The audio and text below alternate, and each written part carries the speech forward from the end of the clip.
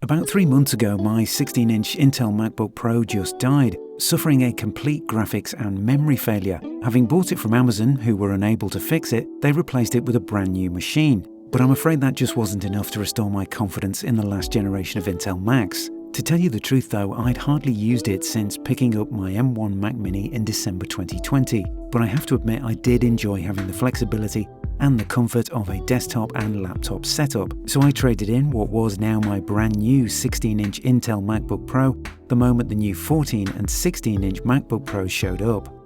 After a year with the M1 Mac Mini, I had no concerns about Apple Silicon, but I really wanted to be sure about my choice of next laptop before giving Apple any more of my hard-earned cash.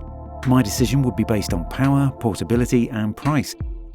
And after a lot of research and soul-searching, I decided to go for the M1 Pro base model with an 8-core CPU, 16 gigs of unified memory and a 512GB SSD. And if everything worked out, I was looking to make this machine my daily driver for voiceovers and my YouTube channel. Now I don't do tons of travelling, but I still want an option to work on the go if I have to. And for that, the 14-inch model made a lot more sense than the 16. As when I did own a 16, I found it a real pain to tote around or even make space for it on my desktop when hooked up to a monitor. From the moment I took this machine out of its box, I felt a lot more confident than I have in a long time about Apple's build quality. For too long, Apple seemed to have been obsessed with form over function. And by form I mean thinness. Machines so thin in fact that they couldn't cool the powerful chips inside them, meaning they simply could not deliver on their promised performance, literally being too hot to handle in some cases, coupled with some inexplicable jet engine fan noise even when doing simple day-to-day tasks. And with this new, or some would say retro design, I have no problem with a heavier, thicker machine if it means I can do my work without any of those issues. Also with this design, if actions not in words, Apple seemed to have finally admitted that they got it wrong for an awfully long time. And when it comes to the so-called new ports on this machine, Apple really don't need any praise. They've simply come to their senses by giving back most of the ports that creators still use every day, and therefore miss the most. Topping my list is the HDMI port, as finding a secure connection to a monitor anywhere on the planet became such a pain during my years in the dongle wilderness. As for charging, you do of course now have the option of using any one of 3 USB-C ports, as well as the return of MagSafe.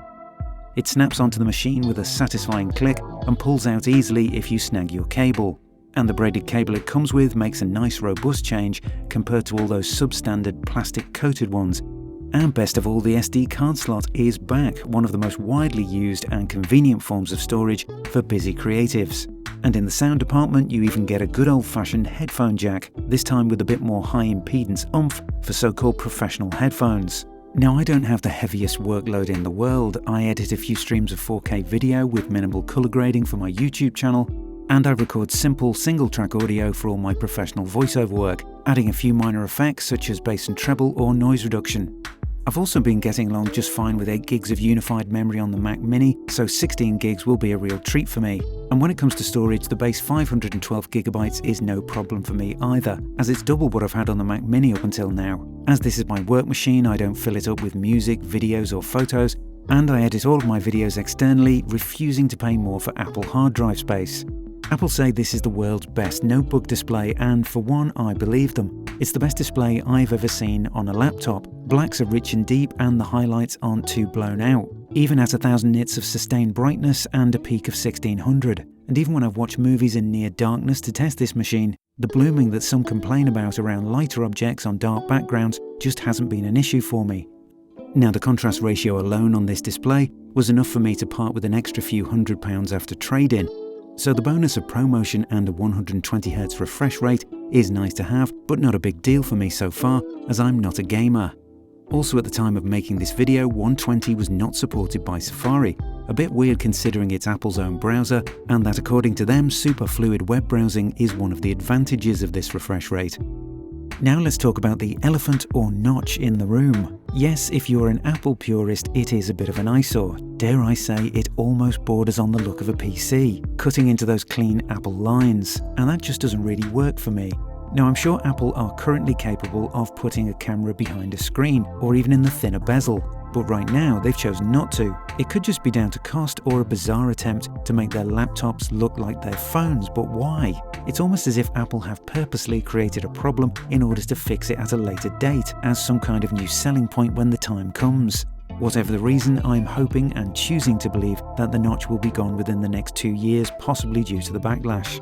Thankfully though, once you start actually using this machine, you simply don't notice the notch.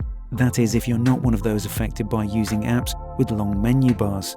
Luckily for me, all the apps I use day to day aren't affected by it.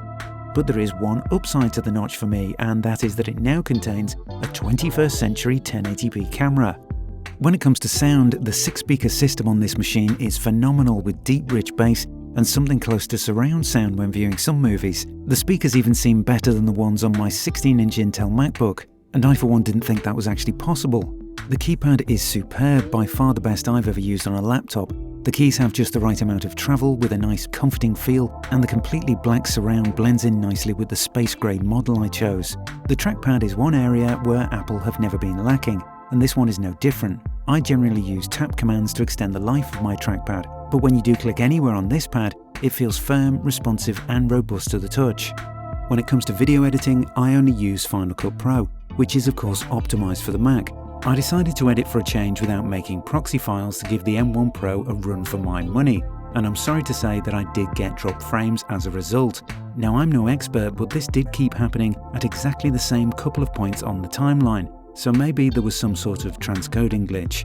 As for the rest of the timeline, it ran smoothly, but I will keep you posted on this. And it's only when I've used Final Cut Pro that I've ever heard the fans kick in on this machine. Having said that, the fans are still hard to hear. So not the total silence of the M1 Mac Mini, which I've been spoilt by for the last year, but nowhere near as bad as the last generation of Intel Macs. And the same goes for overheating. I've never once felt that this machine gets too hot to touch. Now, I haven't experienced any crashes at all since I've owned this machine, but I do know that a lot of people have been complaining about the stability of OS Monterey, in particular when attaching external monitors and hard drives. Speaking for myself, I run a very simple 2-monitor setup for voiceover and video editing using a HDMI splitter, and I've had no connection issues at all. And the only glitch I have spotted is that when editing on the MacBook screen for the sake of this review, I've had to increase to a larger screen format to compensate for my eyesight, and for some reason this is not always picked up by Final Cut Pro until I've opened and closed it a few times when it eventually starts to play ball. I audition for voiceover jobs with Audacity every day, and even though it's nowhere near as intensive as Final Cut Pro, I've noticed that in general use on the MacBook it's just so much more snappy, with effects being applied at lightning speed. Battery life is excellent, not as good as the MacBook Air, but you are getting one hell of a powerful chip in return.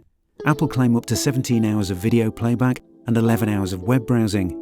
In one real-life example, I watched a 2-hour movie on Amazon and a 100% charge only dropped to 88%.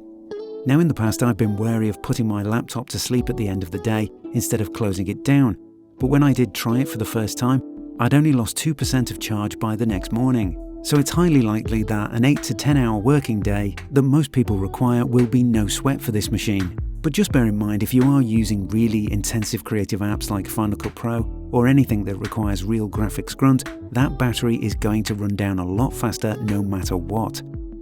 So for the moment, I have to say that as long as I've owned this new MacBook Pro, it's been a joy to use. So much so, in fact, that I've made as many excuses as I can not to plug this thing into a monitor. But given the sins of the recent past, I'm going to reserve judgment on whether or not full reliability has in fact returned to the MacBook Pro. But I have to say, at the moment, I find this machine so exciting that I would love to believe I have a laptop I can rely on for at least the next 5 years, free from many of the problems caused by Apple themselves in the last couple of years in an all too stressful world. And you can be sure I'll keep you posted in upcoming videos. See you in the next one.